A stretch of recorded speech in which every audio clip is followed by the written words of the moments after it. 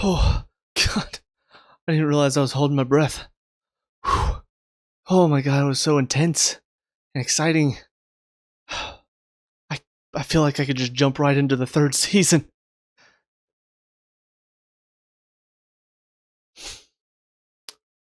I can't.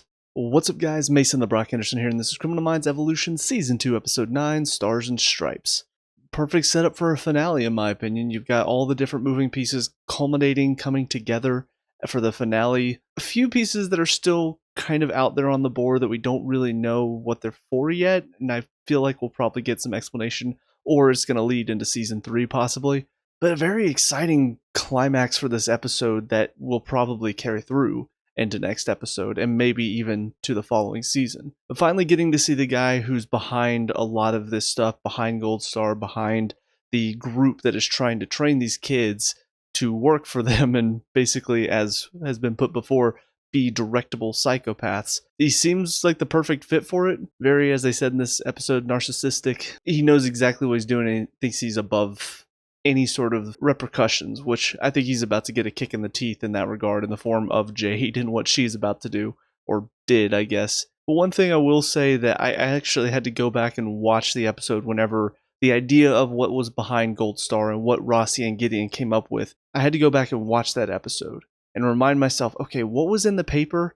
Because I'm looking at what this group is doing. I think it's AIDA is what they're calling it. What they were doing to these kids and how they came up with Gold Star. And I wasn't really sure how that all connected to what Rossi and Gideon put in their paper. And I think ultimately they had the basis of it, right? They had the basis of how you would start. You would take these kids out of an awful environment and you would put them into a worse environment. There are certain elements, they even said in the episode, there are certain things, certain conditions that you would have to control to be able to determine whether or not you would also have to test and see if they're even psychopathic. And so I'm looking at what this group is doing, and I wasn't really sure how that connected. Like I saw, okay, they're taking these kids from violent homes and they're putting them into worse situations, but a lot of what we're seeing after, I wasn't really sure how exactly this would lead to controllable psychopaths. So two things that especially after going back and watching, two things that I think we might even find out in this final episode. First of all, I don't know if they're actually testing to see if they're psychopathic or not. I think that's one thing, that they're just taking these kids out of violent homes and training them and torturing them basically to become weapons. That's all they're really doing. They're not actually testing to see if they're psychopathic. And I think we even see with the one girl, Mila, Church kind of got onto her because she let her emotions get the better of her. If I'm not mistaken, that's something that psychopaths are not capable of, feeling normal human emotion. Maybe I'm wrong about that. I might be thinking sociopaths. I feel like I always get those mixed up because one of them is created because of genetics and the other one is created from environment. And I never remember which one is which. But anyways, so I don't know if they're actually testing them for psychopathy, and that might be part of the problem. But the other problem too is you think about what they're doing to these kids. I'm assuming that they are drugging them or something in their sleep and then torturing them. And so the kids don't fully know that they're being tortured. It's kind of, they imagine it as a nightmare from what we see from Mila and from Jade. And then they convince these kids that everybody's out to get them, but they were their saviors. And so that's why they want to work with them. But the problem is what they're putting them through makes them so distrusting that we see, Jade and Mila, they had those little moments where they saw Church because the goggles slipped off for a second. They saw him. And so in their nightmares, they see him and they're trying to convince themselves no, because they're telling us what these people did to us. It makes us distrusting of everybody. So it's not them, it's me, it's my problem. But ultimately, you can't live forever like that. Eventually, you'll get to a point where that thought grows and grows and grows. That element of distrust is going to grow. And eventually, these kids will turn on you if that distrust exists. So I don't know if they're going to talk about that in this final episode and talk about the flaws in this plan that AIDA is going through and what they're trying to accomplish. But I'm looking at that and thinking there are several issues with what they're doing and how they're trying to accomplish their goals, that there was no way this was going to succeed. I think Gold Star is a great example of, these are 5 kids that were trained that seemed like the perfect picks, and all of them eventually started questioning. All of them either got out from under them, or maybe just saw the issues with Aida and convinced themselves that no, this group is out to get us. But that element of distrust is, I think, what led them to not wanting to go back. And I almost kind of wonder if Jade just went back because she wanted to help all these kids. I don't know if we're going to get that answer, but that's kind of what my mindset is on it. So just a little bit of a side tangent, but something I wanted to discuss. But everything else in the episode, really interesting. Little side stories here and there. We find out Madison is apparently not corrupt, but he knew about the paper, and that's why he has been trying to keep the BAU from investigating all of this stuff, and why he relied on Voight. I get it, but I also think it's kind of dumb. Like, it's actually kind of refreshing that he's not corrupt, that he was doing this to protect them. But I still do look at it and go, do we really think that trusting the serial killer and giving him a deal is a better option than letting the BAU do what they do best and try to take these bad guys down? The stuff with Rossi and Jill, we see once again that connection forming. I don't really feel like this should go anywhere, but it kind of feels like it's going to, so the romances in the show are not the strong point. This just feels like another one that I'm not fully interested in. We'll see if they do anything with it or not. You also have Rossi going to see Voight because of what Jade found in the bunker and what the team found in the bunker as well. And I don't really know what this is going to lead to. Like, this is one of those pieces that are still on the board, because in my mind, this is still one big game of chess.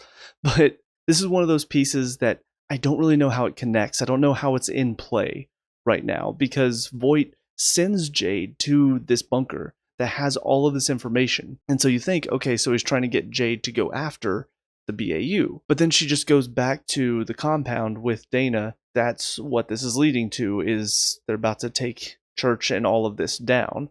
And I don't know if that's what Voight wants or what his end goal is. And I don't know how that board connects to anything. I guess in some ways it can kind of show that he has all this information that he's gathered on the BAU. And that's how he's always been a few steps ahead of them at every juncture, and how he knows how to get to each one of them in different ways. But if that's all it is, it feels a little weird. I guess they could be setting up that Voight is going to be making a comeback in season 3 and be the main focus is the bad guy again. This is how dangerous he is because he has all this information on the team. But at the moment, it just feels like a random piece of information that he just gives this all to Jade, and then the team sees that he has all this. And then that's kind of it. Rossi threatens him, but he's still getting the deal. He's still getting to go to a nice cushy federal prison instead of to Gen Pop. So I can't really say whether or not this is a good story because I don't know where it's going yet. We haven't reached the end of that part of it yet. But going into the finale, obviously all these kids are in great danger. Mila's leading them out. Prentice and Rossi in the building as Jade is seemingly blowing it up. So I don't know where that's going to lead to. I'm definitely excited to see this finale. So let's get right to it. I'll see you guys there in a sec. And finally, episode 10, Save the Children. What a finale. Definitely had all of the perfect ingredients for what a finale needs. It wraps up several stories. It keeps just enough going for next season as well. It was just really well done. Very exciting, very intense. Obviously, there's a lot to talk about, and I can't get through every single thing because then this review would be way too long, but I will talk about some of the key moments. First of all, the stuff with Jade and Pete, very masterfully set up. Finding out that Pete is Doug Bailey's brother, perfect. Like, the reveal of it, it's one of those, I forgot about that conversation that he had with Prentice, so them showing the scene, I do wonder how much of that they had set up from the first season. Like, did they already have it in mind that his brother was going to be a part of this Gold Star, whatever it was? Maybe they didn't have the idea of what Gold Star was at the time, but they just knew there was going to be that personal connection and his brother was going to be involved. I don't know.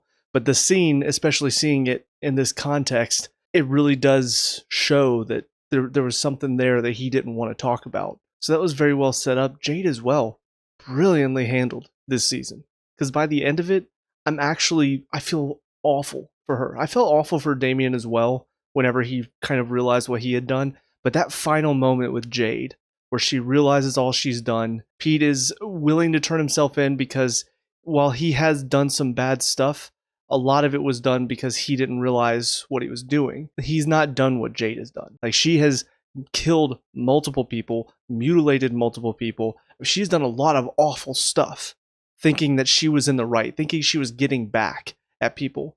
And to have all of that come crashing down, it makes sense why she would turn the gun on herself.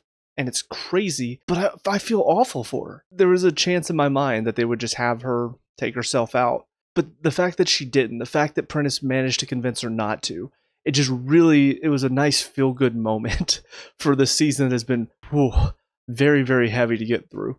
But it's nice for her because while she does have to pay for all of her crimes, we as the audience know what she's been through. We as the audience know how bad things got for her, what awful things church did to her. It was just really a nice moment for her to come around, for her to put the gun down, and to not only talk about everything that happened, confess what she did, but also tell the awful truths about what happened to Aida. But also she gets a chance to see Mila before she goes to prison, to see the life that she saved after all the lives that she took. It's so well handled. It's great story writing as well. But let's of course move on to the other side of things that are brilliantly setting up for next season, everything to do with Voight. We see him once again interacting with the team, trying to push their buttons again, because he knows if they act, he will have a chance to get out of prison. And there are just some really great moments in there. The moment between him and JJ, where she reveals that she did some research on deep fakes and found out that some of the pictures that were being used were taken of his wife with her face put over it. That whole scene was just so much fun to watch. To watch JJ turn the tables on him for a minute. And of course, he still thinks he has the upper hand because he knows what Jade and Peter are planning to do to him. So, of course, in his mind, he's like, yeah, okay, take this little moment to revel in your victory, to revel in your moment, because it's about to come crashing down on you. I do really wish that the team, or even Rossi, had just had one chance to go talk to him. Just be like, oh yeah, by the way, we're still alive. Sucks for you, right? But outside of that, I mean, everything else is just perfect. Perfect in the way he needles at them, the way he does everything he can to ride the line of nearly confessing without giving too much away, so that way they don't have anything against him, but doing enough to try to force them to make a mistake. Again, the idea of chess. I mean, even his lawyer talking to Rebecca makes that comparison. Rebecca says, your client wanted to play chicken with two serial killers. He's like, this isn't chicken. This is chess. I love the fact that he corrected that. It's like, no. You think it's as simple as just these two are going head to head and that's it. But no, there's so much more going on here than you're aware of. And it makes sense because, again, Rebecca, for me, is just not that interesting. And she does see things through a very simplistic point of view whenever there's so much else going on outside of her purview that she's not really aware of. But yeah, the way the team puts it together, that there's a trap set up for him, it does make sense Luke would be the one to notice that, since I'm pretty sure he's dealt with a lot of situations like this. And I think he was doing tracking and stuff like that. So it makes sense that he's seen the situation before where there's only one way in or out. He's like, wait a minute, this doesn't seem right. This seems like it could be a dangerous setup. So let's try to think about a better strategy before we just rush in there. I will say the fact that it took that long for JJ to look at the situation and go, yeah, there's something weird about this because of what Voight did with the finger gun and everything. I did think that was a little coincidental that she waited until just that moment. Almost kind of felt like she would say something sooner than that. But to build the tension for the audience, they had her wait until the last minute, until they were just about to die, to finally step up and go, guys, something's weird about this. The conversations with Madison as well really, really helps as far as his character and showing why he made a lot of these decisions. And it makes sense. With the personal connection that Bailey had with this Gold Star case, it makes sense that he would try to keep it under wraps. And Madison was doing his best to not only help with that, but also to help with the BAU because of the paper connection to it. So a lot of his decisions, yes, in hindsight, maybe could have worked it out a bit better, maybe could have tried to get ahead of it and bring it to the team before it got out of hand and so many people died. But looking at it, it does make sense why he thought it was the best choice. And I like the conversation he and Prentice had at the end, because even though Prentice still had kind of the upper hand in that conversation because of all the info she had and basically how much influence she now has over him because of all the stuff she knows, I still like what he said. It does make sense that discretion is the better part of valor. Sometimes you do have to make tough choices that in the moment seem like the best option to try to help everybody around you. Prentice did it with the BAU gate. She chose not to tell the team. In the end, it hurt whenever they did find out from Voight. I think the final thing to talk about before I get into, obviously, the cliffhanger finale is Garcia staring down Voight in that one scene. I do hope we get a little bit more on that, because I'm not really sure. I mean, it was kind of funny to see Penelope just get all almost like disappointed mother and just like stare him down and to see how uncomfortable he got. But at the same time, the logical side of my brain is going, but why? Why does he look uncomfortable? Why does he look kind of intimidated? Because we know he knows Penelope. We know he knows that she's not a violent person. She's not going to do anything to him. So to think of her intimidating him doesn't really make sense, but there might be something else there. There might be something where maybe they know as part of their profile that somebody like Penelope might intimidate him because obviously he's very good with the internet. He's good with hacking and stuff like that. So maybe there's a connection to her and he sees that she is also a good hacker and maybe thinks about how she would actually be somebody who could do some damage to his network and what he set up because of her abilities. I don't know. I do hope, though, that scene doesn't just get looked over as just like, oh, Penelope's so badass, she stared down Voight. Because I do want to know a bit more about why that affected him. What's going on in his mind in that moment. So it would be nice if that's something that we maybe brought back up in season 3 and got a little bit more of an intuitive look into his mind and find out why that affected him. And who knows, maybe he will start to see Garcia as like she is somebody who could hurt what I'm doing. My whole empire that I've built. She is somebody that could take it down. So maybe she'll start to become the target of whatever he's trying to do next. But as far as what his plans are, obviously, seems like maybe he's getting killed there at the end. I don't think he will be because he has been such a focal point for this show so far.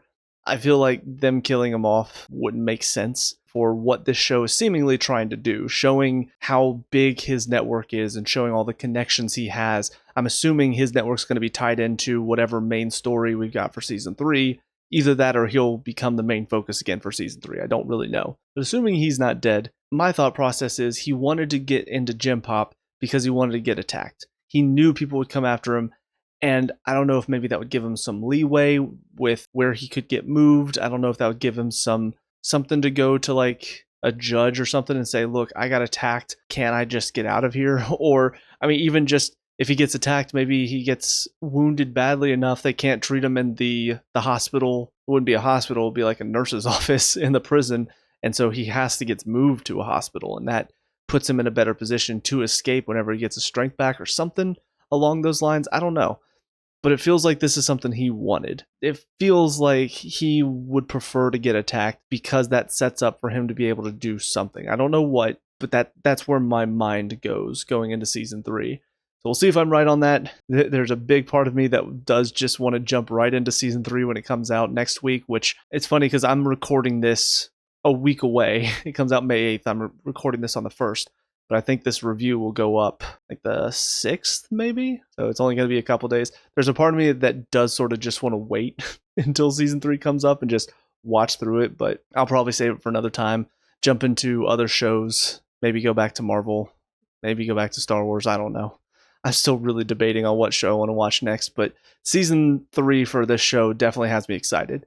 Because what they've done so far with these characters, with Voight as kind of the background character, I really wasn't sure what to expect from this show. 2 seasons in, I'm already really having a good time. I really enjoyed Criminal Minds. I think it's a good show. Maybe went on a little too long, maybe got a bit too formulaic, but most of these CBS shows do. I think this is a breath of fresh air, though. It's the same characters, it's the same type of story, it's the same subject matter, but it's handled so much differently in such a way that this does feel like a different show. In my opinion, that makes it entertaining.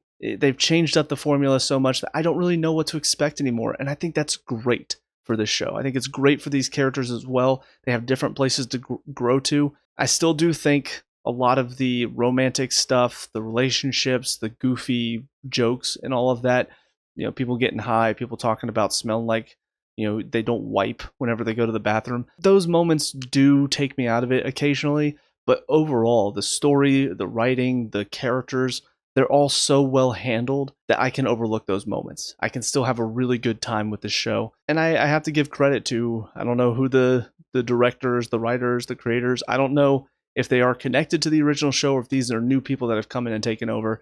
But whoever's doing it, they're doing a really good job with it, and I'm excited to see what happens next. Those are all my thoughts on these final 2 episodes and the season as a whole, so let me know what you guys think down in the comment section below. What were your thoughts on these last 2? Let me know. We can talk about and discuss all that good stuff. Leave a like and subscribe for future Criminal Minds Evolution reviews. Also check out the channel, we have a lot of other reviews on here as well as some Let's Plays, so check those out if you have time. But until next time, I hope you guys have a great day, and I will talk to y'all later. Peace out.